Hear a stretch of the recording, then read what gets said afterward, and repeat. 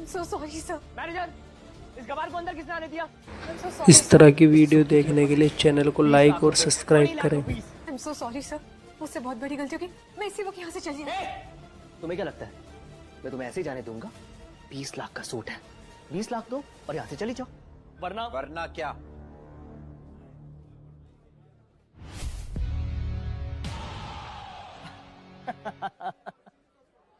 एक और सड़प छाप गवार। ये चल क्या रहा है मैनेजर यहाँ पे? इस रेस्टोरेंट का स्टैंडर्ड ही नहीं रहा कुछ। अभी इसी वक्त मेरी गर्लफ्रेंड से माफी मांगो। एक्सक्यूज मी, मैं इसे माफी मांगू? What a joke. तुझे मालूम है मैं कौन हूँ? वैभवी उस अमीर आदमी और अभिनव के बीच हो रहे झगड़े को देखकर बहुत घबरा गई। उसे अचानक याद आया कि ये से बड़े हीरे का व्यापारी हूँ। अमीर से अमीर लोग, मंत्री शंत्री मेरी जेब में रहते हैं। एक चुटकी बजाऊंगा ना, तेरा नामो निशान मिट जाएगा। और अगर मैंने एक चुटकी बजा दी ना तो तुम्हारे बिजनेस का नामो निशान मिट जाएगा। आगे लगे। जब तक वो आदमी अभिनव की बात समझ पाता, अभिनव ने अपना फोन निकाला और किसी को एक मैसेज भेजा। अगले ही पल उस अमीर आदमी को एक कॉल आया। स्टे। हाँ पापा। बेटा, हम बर्बाद हो गए। हमारी कंपनी का शेयर गिर गए और हमें करोड़ों रुपए का नुकसान हो गया। एक सेकंड पापा, ये सब कैसे हो सकता है?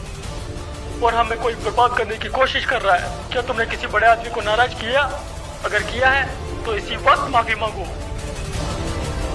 आखिर कौन है अभिनव और क्या है उसकी असलियत?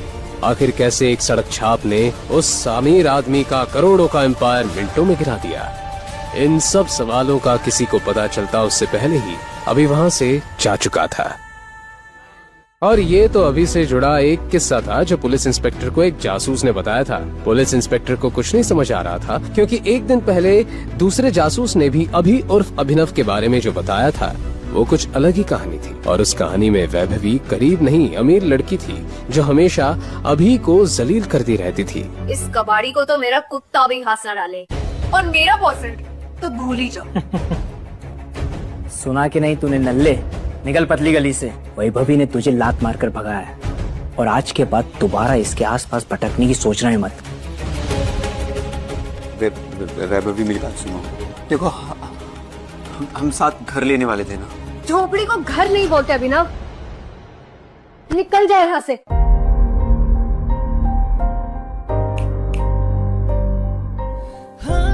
अभिनव की आंखों के सामने उसकी गर्लफ्रेंड वैभवी किसी और की हो गई। उसे यकीन नहीं हो रहा था कि पैसों के लिए वैभवी उसे इस कदर धोखा देगी। उसका सीना दर्द से फटा जा रहा था। अभिनव पूरी रात सड़क पर शराब पीता रहा और अपनी किस्मत को कोसने लगा। हे भगवान, मुझे जन्नत को इससे बेहतर तो उठा ही लेता। अभिनव नींद और नशे में बेसुध था। एक कार के सामने आने ही वाला था कि इतने में कार के ड्राइवर ने ब्रेक लगा दिए। उस कार में गुड़गांव का अमीरजादा सनी सिंह बैठा था।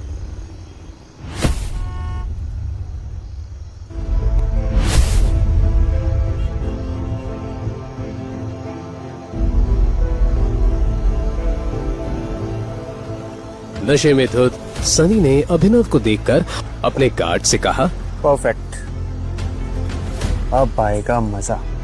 इसे उठा कर ना गाड़ी की डिक्की में डालो और ले जाकर मेरी बहन के बगल में सुला दे। और अब इसके कपड़े उतारना मत भूलना। मगर बॉस, ये आदमी जितना कहा है उतना करो।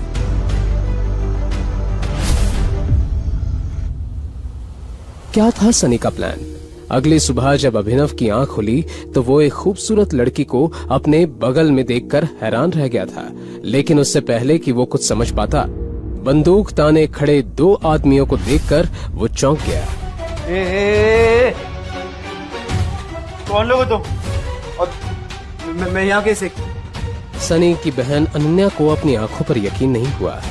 उसने किसी और के साथ रात गुजारी है। अनन्या, ये शराबी हैरान खोर है तुम्हारी पसंद? दादाजी, मैंने कुछ नहीं किया, मेरा यकीन कीजिए। मैं इसे जानती तक नहीं, मुझे नहीं पता ये यहाँ कैसे आ गया। दादाजी, घर की लड़कियों को ज्यादा छूट देने से ना ऐसी घटिया हरकत ही करती हैं। चुप करो सनी। अनन्या, तुम इस घर के नियम तो बखूबी जानती हो ना। आज से ये लड़का हमारा दामाद हुआ। दादाजी, बस अगर तुमने कोई नियम तोड़ा, तुम्हारे नाम होने वाली कंपनी सनी के नाम हो जाएगी। बस इन्हें कोर्ट लाने की तैयारी करो।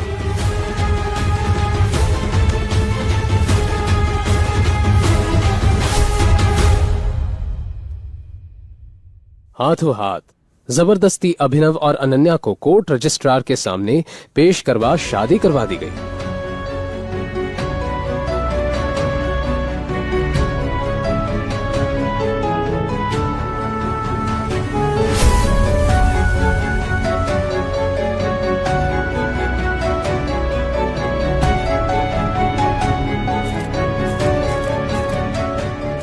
शादी होते ही दादाजी ने अभिनव को अकरम की पार्टी में भेजा, जहां न चाहते हुए भी अभिनव का सामना उसके एक्स गर्लफ्रेंड वैभवी से हुआ। अरे तुम यो बुके डिलीवर करने आए होंगे ना?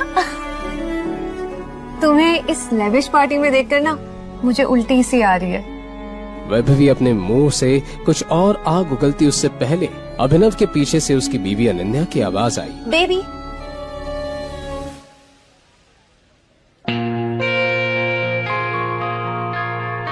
अनन्या ने जैसे ही अभिनव को प्यार से बेबी कहा, मानो अभिनव के दिल के तार फिर से बजने लगे। कहाँ रह गए थे? दादाजी बुला रहे तुम्हें, चलो। वो अनन्या की ओर आकर्षित होने लगा था। ज्यादा खुश होने की कोई जरूरत नहीं है। मेरी इन्वेस्टर्स इस पार्टी में है और उन्हें पता है कि हमारी शादी हो गई है। सो केक मेरे हाथ से अभिनव। हाय।